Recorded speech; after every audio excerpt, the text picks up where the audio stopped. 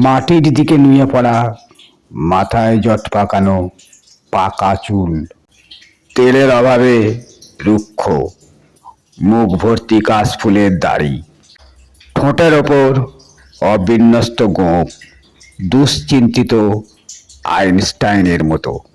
রোদ্দুরে পুড়ে, বৃষ্টিতে ভিজে, পথের ধুলোবালিতে মিশে তার মুখের চামড়া এখন বার্ধক্যে এসে প্রাপ্তন লাবণ্য হারিয়েছে। গাল গেছে বসে, দিব্যদৃষ্টি সম্পন্ন চোখ দুটো ঢুকেছে কোঠরেই, তাতে অনিদ্রাজনিত পিছুটি। আক্কেল দাঁতগুলোর কথা ঠিক বলতে পারবো না, তবে দৃষ্টিগ্রাহ্যগুলো প্রায় সবই অদৃশ্য হয়েছে। সাক্ষী গোপাল এখনো যে দু একটি অবশিষ্ট আছে, তার ব্যথায় মুখের চামড়া গিয়েছে কুঁচকে। পা জুতো শূন্য, হাতে শুকনো মরাল মাসের একখানি লাঠি, একেবারে যথার্থ অর্থেই অন্ধের যষ্টি যাকে বলে, তাই দিয়ে তাল ঠুকতে ঠুকতে তিনি এখন পথ হাঁটেন। পথ বলতে সেই সব খোয়া ওঠা সরু পথগুলো, যেগুলো শটান পৌঁছেছে কোনো না কোনো গেরস্থের ঘরের দরজায়। এখন তার চোখের জ্যোতিতে সেই অলৌকিক বিভা নেই, দেখতে পান না সেই আগের মতো। চোখের চাইতে বরং তার ভরসা বেশি এই বাঁশের লাঠির উপর। পাপ পুণ্য তো দূরের কথা, মানুষের বন্ধ ঘরের দরজার তালাও এখন আর তার চোখে পড়ে না। নাকি তালাটা কিছু নয়, সাত সকালেই শুনি পাশের ঘরের তালা দেওয়া দরজার সামনে দাঁড়িয়ে তিনি ডেকে চলেছেন এক কল্পিত আম্মাকে। গরিব নাচার অন্ধ ভিক্ষুকে রে, কিছু খয়রাত দেন আম্মা, ও আম্মা, আম্মা গো, আম্মা, আম্মা। কিছুক্ষণ দম নেন, তারপর আবার শুরু করেন প্রথম থেকে। গরিব নাচার অন্ধ ভিক্ষুকে রে, কিছু খয়রাত দেন আম্মা, ও আম্মা, আম্মা গো, আম্মা, আম্মা। মনে হয় বুঝি কোনো ঝোড়ো সন্ধ্যায় মাঠে নিঃসঙ্গ গাভী। আম্মা, আম্মা, রবে ডেকে চলেছে তার হারানো বাছুর, যেন রথের মেলায় হারিয়ে যাওয়া কোনো অসহায় শিশু ডাকছে তার মাকে, আম্মা, আম্মা গো। কিন্তু বন্ধ দরজা খোলে না। খুলবে কি করে? ভিতরে কেউ থাকলে তো।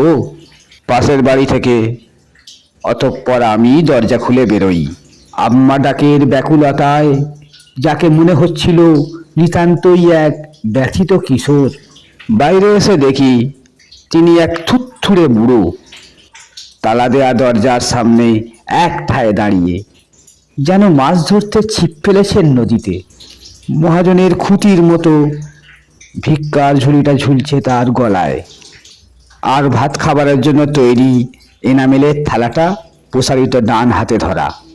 এমন বৃদ্ধকে কাজ করে খাওয়ার সদুপদেশ দেওয়াটা নিতান্তই বেমানান হবে। এই ভেবে ঠোঁটের ডগায় বাঁধা উপদেশটাকে লুকিয়ে ফেলে বললাম, আপনার ছেলে পুলে নেই? এবার তার মুখ ফিরল আমার ঘরের দিকে, আমাকে আপাদ মস্তক নিরীক্ষণ করলেন, তারপর ম্লান হেসে বললেন, আছে। তার কণ্ঠস্বরে প্রত্যয়, আছে। আমার অবাক হবার পালা। সাধারণত এসব প্রশ্নের উত্তর হয়ে থাকে না। আপনার ছেলেরা কোথায়? তারা আপনাকে দেখে না? বৃদ্ধ তার পাণ্ডু হাতখানি বাড়িয়ে স্পর্শ করলেন আমাকে। তোমরাই তো আমার ছেলে বাবা। তার স্পর্শের মধ্যে ছিল সম্মোহনের জাদু। আমার অন্তরাত্মা কেঁপে উঠল সেই স্পর্শে। তার কণ্ঠ নিশ্চিত দাবি প্রতিধ্বনি তুলল আমার রক্তে। তোমরাই তো আমার ছেলে বাবা। পকেট থেকে 1 টাকার একটা হরিণ মার্কা কর করে নোট এনে বাড়িয়ে ধরলাম তার দিকে। এই নিন। তিনি মাথা নাড়লেন, অর্থাৎ টাকা চাই না। তাহলে কিছু চাল দেব? না। গত রাত্রির কিছু বাসি ভাত থাকতে পারে, খাবেন? তিনি নির্বিকার। নাকি রাগ করলেন বাসি ভাতের কথা শুনে? পুরনো পাঞ্জাবি বা কোনো ছেঁড়া লুঙ্গি টুঙ্গি?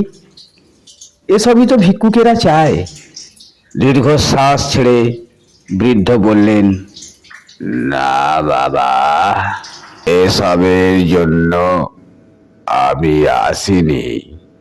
এবারে আমার বিরক্ত হবার কথা।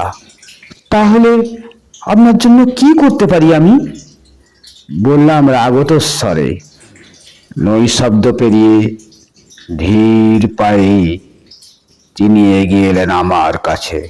একেবারে শরীরে শরীর লাগিয়ে দাঁড়ালেন আমার মুখোমুখি। তারপর কানের কাছে মুখ এনে নির্দ্বন্দ্ব উচ্চারণে বললেন,